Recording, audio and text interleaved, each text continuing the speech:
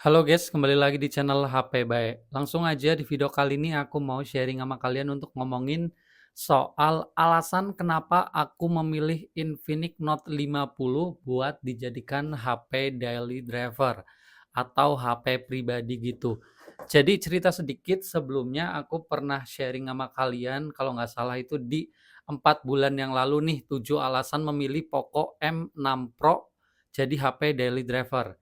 Nah, HP ini tuh udah aku jual di beberapa minggu kemarin, terus aku bingung nentuin HP selanjutnya tuh gantinya apa. Tentunya HP yang murah-murah aja gitu, yang udah cukup buat keseharian. Dan aku ngerasanya dengan modal 2 jutaan, beli Infinix Note 50 ini ternyata aku udah ngerasa cukup buat kebutuhanku ini HP, guys. Dan aku udah catat ada 7 alasan kenapa aku memilih Infinix Note 50 buat dijadikan HP pribadi. Siapa tahu ini bisa jadi pertimbangan lagi buat kalian yang lagi nyari HP buat pribadi, siapa tahu nih kalian itu kayak aku karakternya.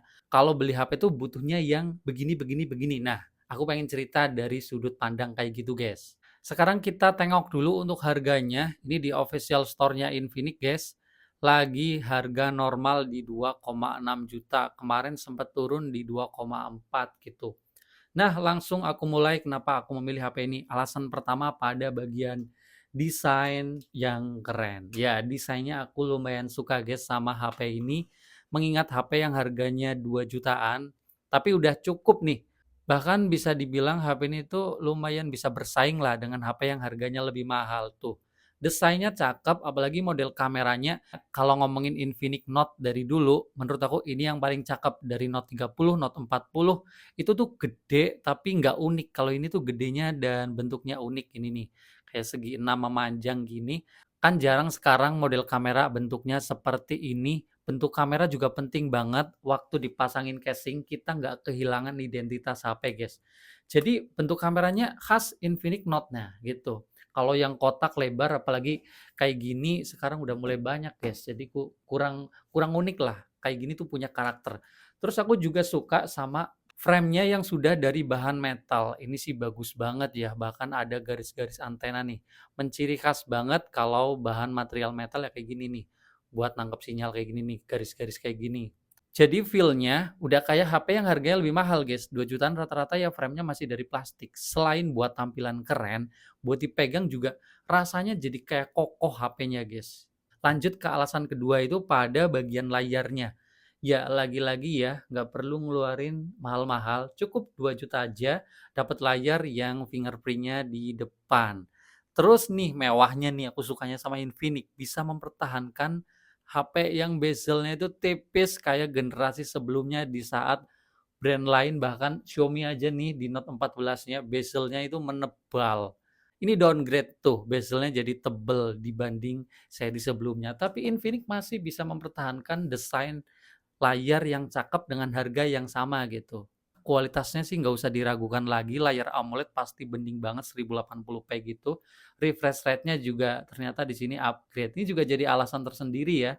Jadi tambah puas gitu nih, bisa 144 Hz, padahal 120 Hz aja aku udah ngerasa cukup.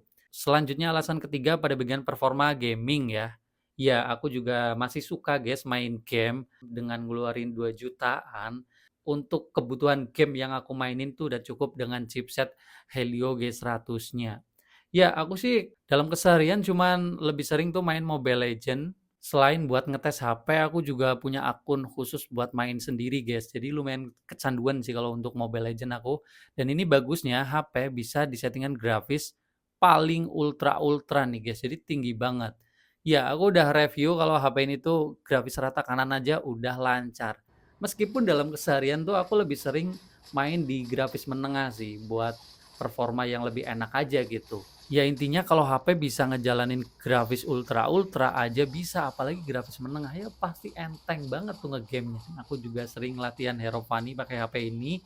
Terus game selanjutnya kadang-kadang aku masih main PUBG juga dan bagusnya lagi nih udah ada gyro yang hardware jadi bisa dipakai tuh gyronya dan responsif nggak delay-delay. Kalau Genshin Impact aku biasanya pakai cuman buat kayak ngetes-ngetes HP aja yang bakal aku kontenin. Kalau keseharian aku kurang begitu suka sebenarnya Genshin Impact sih, guys. Ya lanjut ke alasan yang keempat, kenapa aku pilih HP ini, adalah pada bagian perekaman videonya. Jadi HP ini kan sudah punya always tuh 50 megapiksel always. Dan adanya always ini membantu banget buat perekaman video. Sebenarnya HP seri Note dari Infinix di tahun kemarin juga udah stabil tuh Note 40. Tapi di Note 50 ini ada always, jadi videonya tuh bakal lebih stabil lagi. Dan video stabil tuh kalau di aku tuh udah kayak jadi standar wajib HP, guys. Jadi buat rekam harian tuh udah enak nih, kalian bisa lihat ada stabilisasinya kayak gini, bisa diaktifin, bisa dimatiin. Ini juga bisa dipakai di kamera depan ya, bagus banget. Jadi stabilisasinya nggak cuman di kamera belakang, kamera depan juga bisa. Dengan perekaman video yang stabil, ini HP bisa dipakai buat keseharian, kayak buat aktivitas harian, ngerekam-ngerekam buat story-story, jalan-jalan atau ngapain lah.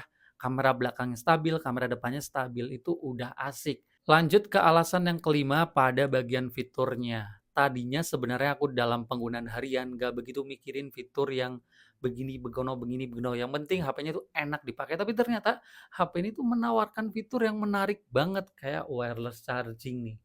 Ini udah dikasih casing yang buat nempel magnetnya dan sudah dikasih charger tempelnya bawaan.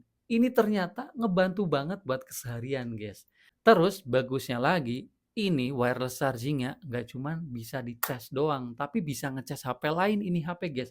Kemarin aku udah sempet sharing di bongkar fitur Infinix Note 50 nih, di sini nih. Jadi HP ini bisa ngecas HP lain, ternyata sangat ngebantu banget buat keseharian. Fitur wireless charging dan bisa ngecas HP lain nggak aku dapetin di Poco M6 Pro, guys. Jadi ini upgrade yang lumayan seru waktu pindah HP ini, guys.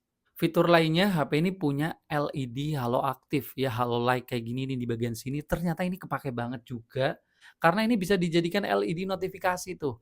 Jadi waktu HP posisi telungkup kayak gini, waktu ada chat WhatsApp itu nyala tuh. Ini juga bisa jadi indikator charging dan ini nggak aku dapetin di Poco M6 Pro. Lanjut ke alasan yang keenam pada bagian speakernya. Ini speaker juga mantep banget ya. Aku suka banget seri Note dari generasi sebelumnya sudah kolaborasi sama JBL. Ini nih JBL dan udah stereo speaker bawah sama atas. Terus bagusnya lagi ini speaker bisa disetting-setting, guys. Ternyata memang lebih nikmat lagi untuk kebutuhan kayak dengerin musik ataupun ya nonton video atau game. Di sini ada pengaturannya nih di suara DTS, bisa diatur-atur untuk musik, terus untuk equalizer-nya bisa disetting-setting juga. Terus pada bagian nih, gunakan suara nih di depan, di lebar, tradisional, bass, vokal, treble, bisa diatur-atur dan itu ternyata lumayan ngefek gitu buat keseharian. Jadi aku jadi suka nih dengerin musik ataupun nonton video pakai HP ini karena speakernya memang bagus gitu. Jadi itu juga alasan aku mantep pindah ke HP ini. Lanjut ke alasan terakhir pada bagian charging-nya, baterai udah 5.200 tapi kalau baterai ya bukan jadi alasan kuat karena HP zaman sekarang ya memang rata-rata baterainya udah awet, guys. 5.200 screen on time dalam penggunaanku tuh bisa di 7 jam lebih, itu udah termasuk cukup awet lah ya buat keseharian dari pagi sampai malam udah cukup.